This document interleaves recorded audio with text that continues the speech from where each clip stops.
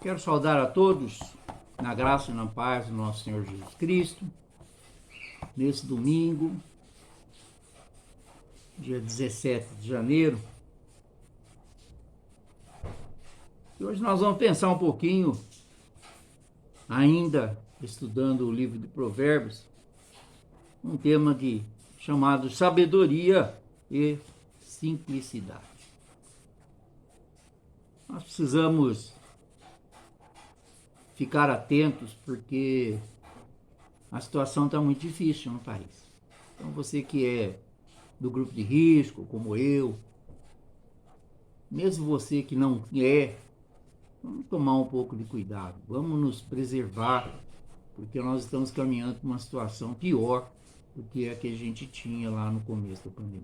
Então, a gente sabe, né, e nós conhecemos que na palavra de Deus que Ele cuida de nós, não importa a circunstância, mas a gente precisa fazer a nossa parte, né?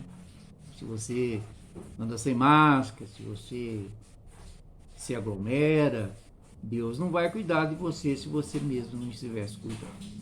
Então vamos pensar nisso. Nós estamos falando sobre sabedoria e isso é uma atitude sábia, né?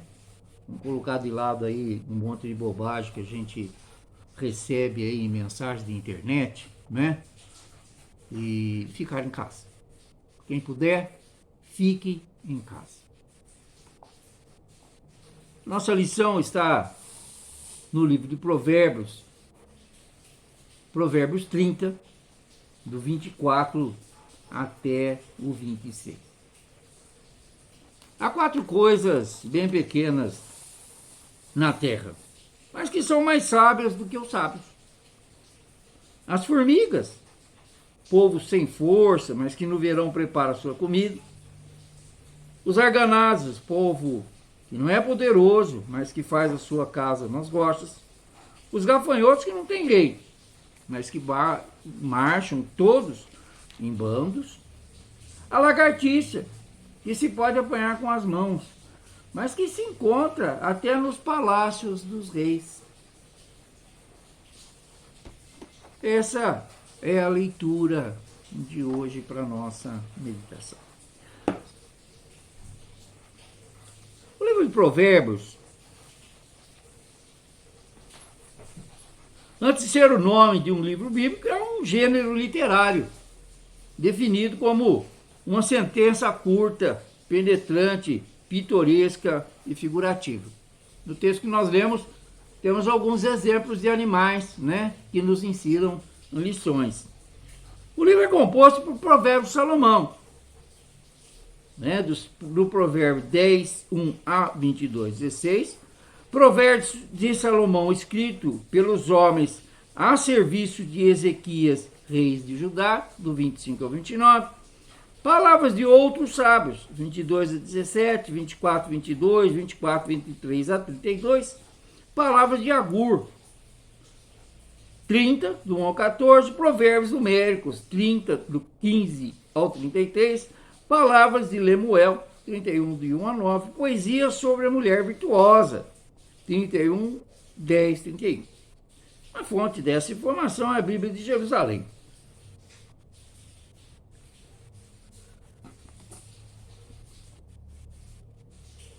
Vejamos então, né, o que é e como é que foi usado esse livro e como devemos usar o livro. Sobre a simplicidade e sabedoria, Jesus, o mestre dos mestres. A sabedoria encarnada priorizou a simplicidade no seu ministério. Jesus era extremamente simples. Quando sob condição de filho de Deus, tornou-se servo. Então, em Filipenses. Testemunhou a simplicidade como estilo de vida, quando escolheu caminhar e conviver entre as pessoas necessitadas, quando afirmou onde reclinar a sua cabeça. Está lá em Mateus, onde ele diz, né, o filho do homem não tem onde reclinar a sua cabeça. A simplicidade deve ser uma meta para a nossa vida. Jesus nos advertiu sobre isso, ser simples como as pombas e prudentes como a serpente. Ao apontar animais pequenos da natureza, o autor relaciona sabedoria e simplicidade E nos leva a refletir, desculpa, que a sabedoria pouco tem a ver com a quantidade de diplomas que uma pessoa carrega. Falei isso aqui na semana passada. Os diplomas são expressão do conhecimento formal adquirido no processo de escolarização. A sabedoria da vida vai para além desse conhecimento e todas as pessoas devem almejá-la. Nem todos os doutores e doutoras podem se transformar em pessoas sábias.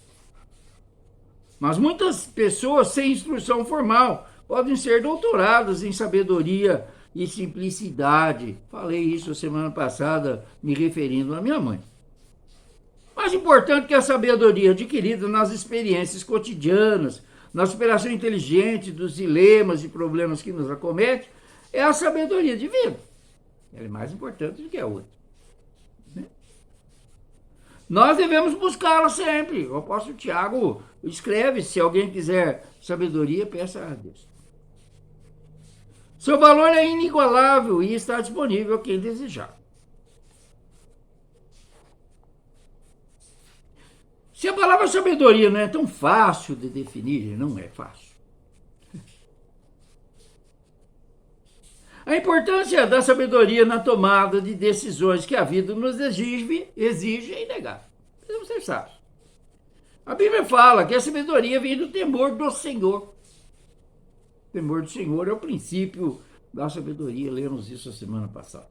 Além disso, notamos que sabedoria não é sinônimo de acumular informações ou conhecimento. Por isso, adquirir sabedoria pode se dar de diversas formas, até mesmo pela observação atenta às situações que acontecem na natureza. O exemplo do texto que nós lemos. É sobre isso que nós vamos refletir um pouco nessa lição.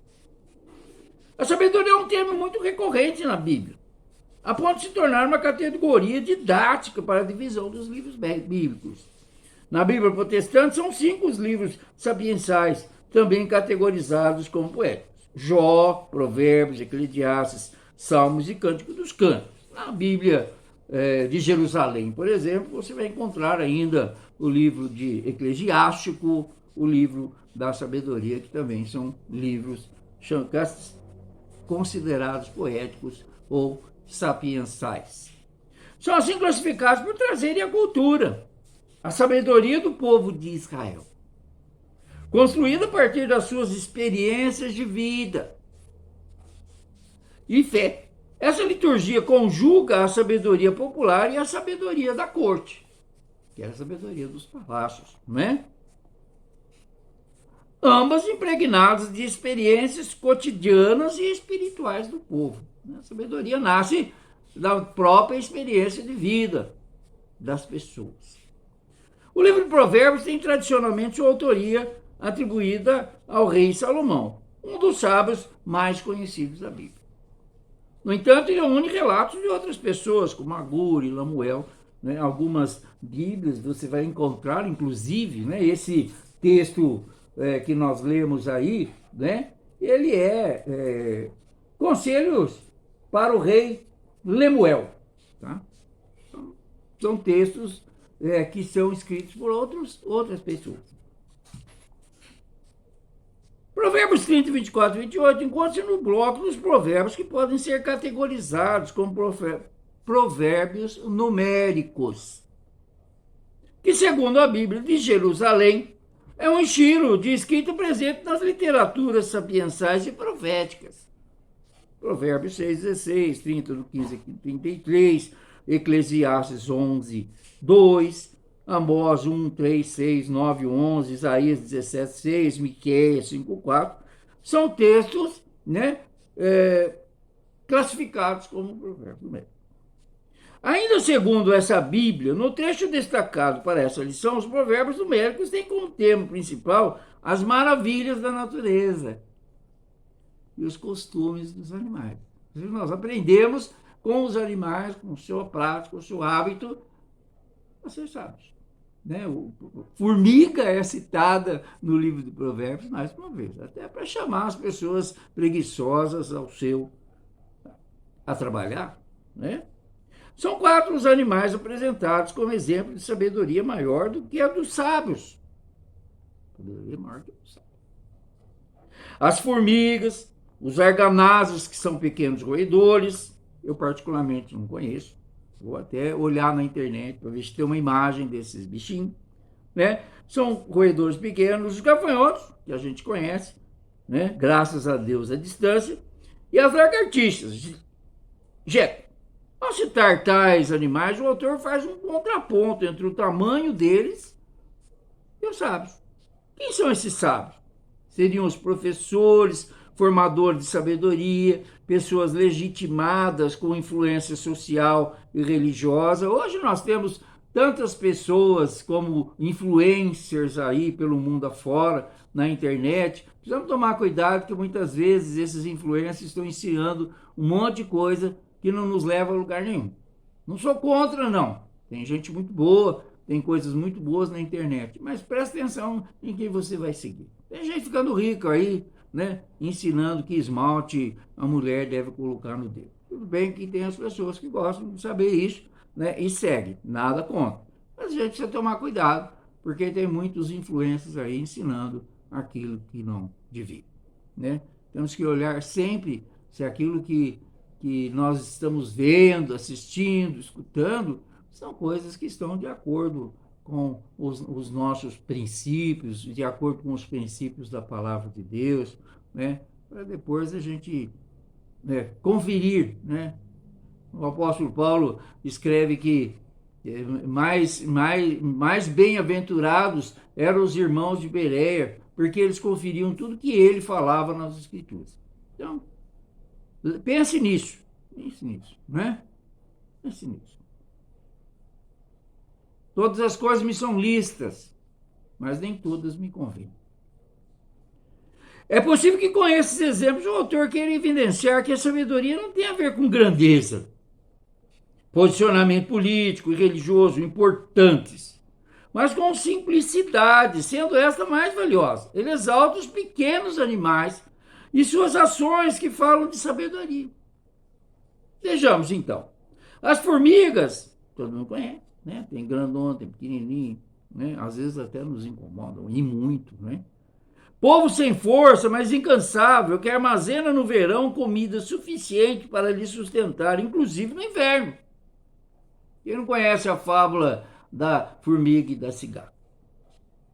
Arganazes, povo que não é poderoso, mas que moram nas rochas, né? São pequenos animais que moram nas rochas. Lugares seguros, né? Gafanhotos que não têm rei, mas marcham juntos e em ordem, nuvem de gafanhoto. Nós tivemos essa preocupação muito grande aí com a nuvem de gafanhoto que estava se aproximando do Brasil, né? Acabam com toda a cultura, destrói tudo, não é? E elas não têm um chefe, não, elas seguem todas juntas na mesma direção, ninguém se desvia do caminho, não, né? Marcham juntos, em ordem. Lagartixas que se apanham com as mãos, né? Mas conseguem chegar aos palácios reais, lugares que mesmo com sua extrema segurança não conseguem impedir a sua entrada. A lagartixa entra onde ela quiser, né? Pode ter a Polícia Federal, o FBI, quem você quiser guardando, ela vai entrar lá e pronto. E é um bichinho tão pequenininho que você maceta com a mão. A sabedoria está na atuação desses animais, que ao levarem em conta as suas fragilidades, né? A sua fraqueza, por exemplo, a formiga, a vulnerabilidade dos arganazes, a ausência de liderança no caso dos gafanhotos, e esse exemplo a gente vê também nos pássaros que migram, né? Um lá na frente, de vez em quando vai trocando o que está na frente, né? Por causa da organização, né? E do cansaço. Pequenez e fragilidade das lagartixas. Atuam prudentemente, quer de forma individual, né? Quer de forma coletiva, para sobreviver. Essa é uma das perspectivas da sabedoria, nos oferecer estratégias para uma vida segura e abundante. Vamos dar uma olhada em Provérbios 2, não Provérbios do capítulo, né? Provérbios capítulo 2. Está chovendo aqui. Provérbios capítulo 2, versículos de 10 a 13. Ele fala assim: Porque a sabedoria entrará no seu coração e o conhecimento será agradável à sua alma. O discernimento guardará e o entendimento o protegerá. A sabedoria o livrará do caminho do mal e do homem que diz coisas perversas, dos que abandonam as veredas da retidão para andarem pelo caminho das trevas. Por vezes há quem confunda a sabedoria com o acúmulo de títulos e diplomas, já vimos isso. Sabedoria é mais do que isso. Tem a ver com a capacidade de ler a vida, analisar a realidade, enfrentar os desafios e tomar atitudes que preservem a vida individual, coletiva e ambiental. No texto que nós lemos lá em Provérbios 30, de 24 a 28, podemos evidenciar a valorização da sabedoria dos animais, mais que o conhecimento dos sábios. Não se deve desmerecer a educação formal e a necessidade de buscar conhecimento. Não é? Pedro escreve, antes crescer na graça e no conhecimento do nosso Senhor Jesus Cristo. A sabedoria adquirida por meio da simplicidade das relações interpessoais e da observação da natureza, das dificuldades da vida, da leitura bíblica, das experiências com Deus, é fundamental para a vida. E devemos buscá-la em todo o tempo. O que é sabedoria? Que sabedoria esses animaizinhos que nós citamos nos ensinam? Aprendendo com as formigas, as referências sobre formigas do livro de Provérbios, está lá em 6 e 7, 30 e 25, apontam a sua proatividade, o seu compromisso com a realização das tarefas, mesmo não tendo ninguém para mandá-las. Ninguém fica mandando, você vai fazer isso, fazer aquilo, cada um sabe a sua função e vai lá e executa a sua função. Uma vida individual e coletiva saudável requer de nós responsabilidade com as nossas tarefas e persistência para cumpri-las. A minha parte eu tenho que fazer. Não posso deixar para o outro. Diz um ditado que diz que tem cachorro que tem muito dono, morre de fome. Porque um deixa para o outro, que deixa para um, e ninguém acaba tratando dos animais. E isso vale para todas as coisas. Cada um tem o seu lugar e cada um tem a sua responsabilidade e deve caminhar de acordo com ela, cumprindo aquilo que é a sua responsabilidade de fazer. Não é para deixar para o outro. O que é do outro é do outro. A procrastinação, ou seja, deixar as coisas para depois, isso é o ato de adiar aquilo que precisa ser feito, traz inúmeros prejuízos. Não deixe para amanhã o que você pode fazer hoje. Com as formigas também aprendemos sobre a importância do planejamento, a não parar de trabalhar em tempo de abundância, para que tenhamos como sobreviver em tempos de escassez. Na organização social das formigas, o trabalho individual e coletivo é uma marca, é uma exigência para a sobrevivência do grupo. Elas têm muito a nos ensinar. A divisão de tarefas, o que cada uma tem que fazer, a hora que tem que fazer, todo mundo lá sabe o que tem que fazer. Aprendendo com os arganazes, esses pequenos roedores, vulneráveis aos caçadores, procuram um lugar seguro para se abrigar. Eles ficam no rosto. Lugar difícil de acesso dos seus predadores. Eles se escondem lá.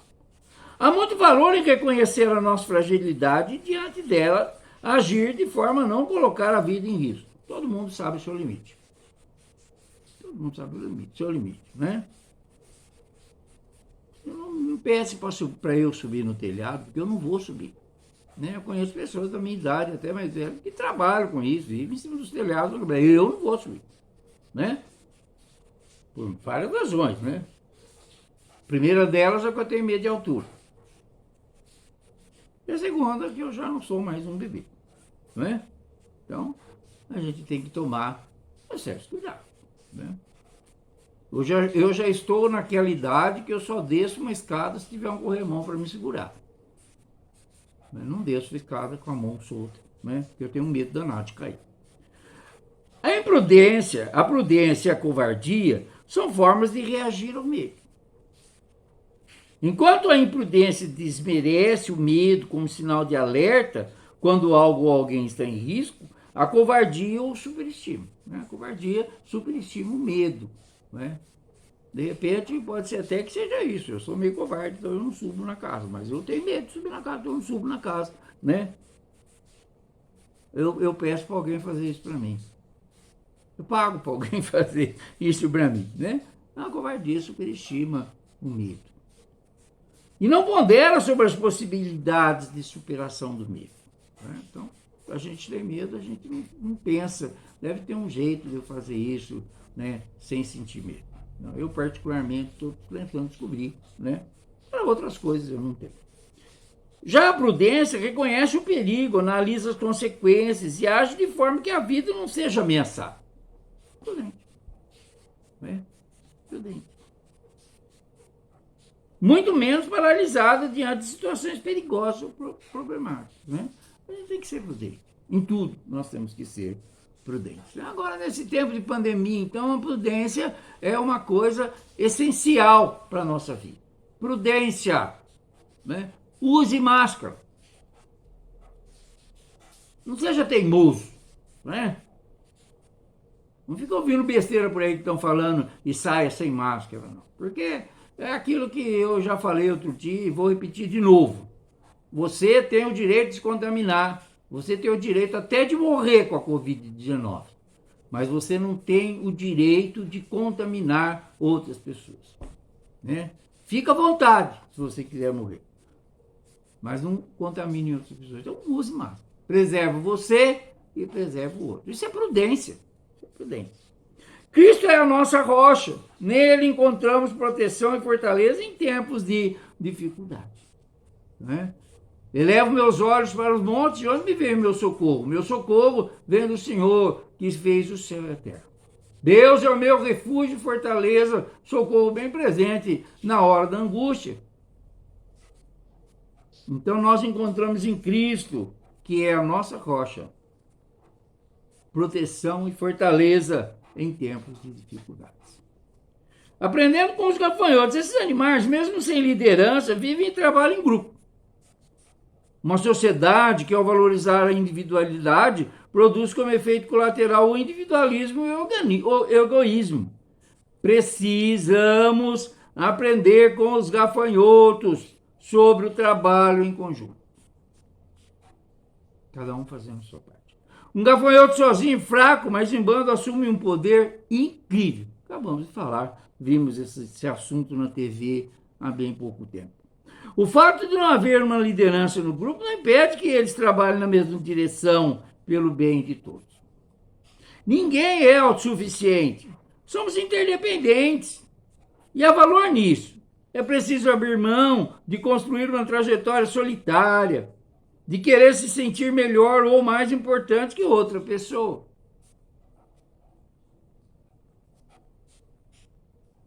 Devemos caminhar no mesmo propósito, nos ajudando a marchar para um reino que não se caracterize pelo poder autoritário, mas pelo serviço poderoso para transformar a realidade integral do ser humano.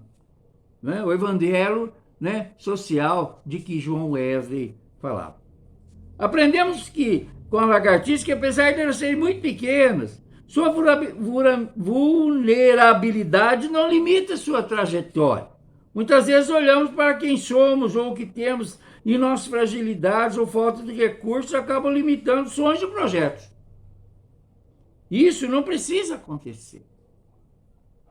Não se trata de pensamento positivo, receita de autoajuda, isso é o que mais tem por aí, mas de um convite a seguir confiando no poder de Deus e na capacidade que Ele nos dá para superar os desafios. Vencer os obstáculos para chegar em lugares preparados por Ele, que sequer imaginamos que poderíamos alcançar. Não é? Em Isaías 55, no versículo 8, nós encontramos o seguinte. Eu gosto muito de Isaías 55. Aliás, eu gosto de tudo na Bíblia. Até aquilo que eu não entendo direito, eu gosto. né? Faz eu ficar pensando, né? O que será que isso quer dizer? Né? E com o passar do tempo, Deus vai nos ensinando, né? Através da sua palavra. Em Isaías 55, versículo 8, ele escreve assim, desse que a gente conhece bastante. Porque os meus pensamentos não são os pensamentos de vocês. E os caminhos de vocês não são os meus caminhos, diz o Senhor. Não é isso? Em Jeremias 29, 11, um texto também bastante conhecido, a gente vai encontrar o seguinte, né?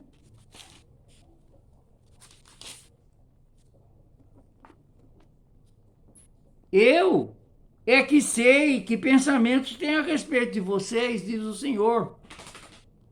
São pensamentos de paz e não de mal, para dar-lhes um futuro e uma esperança. É que Deus quer para nós sempre é o melhor.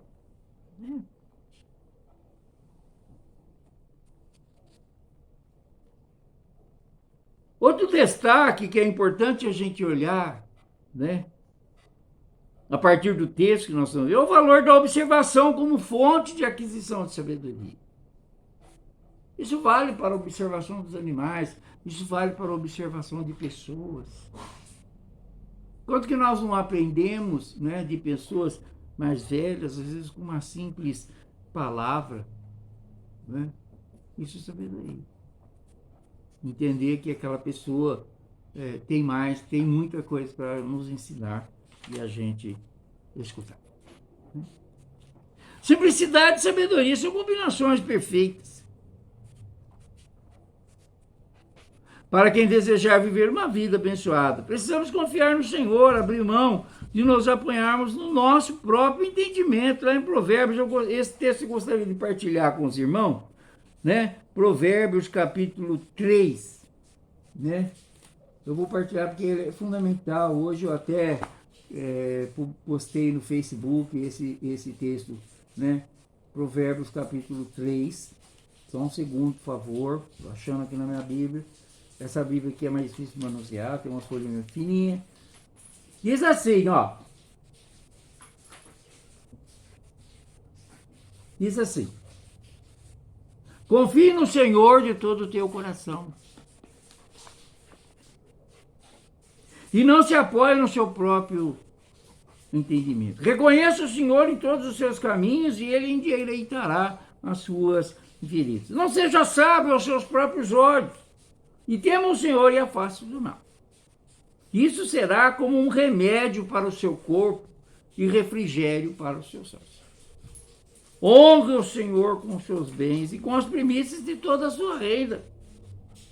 E os seus celeiros ficarão completamente cheios, e os seus lagares transbordarão de vinho. Vamos observar, vamos aprender com a natureza a sermos sábios. A natureza é sábia e a natureza foi criada por Deus.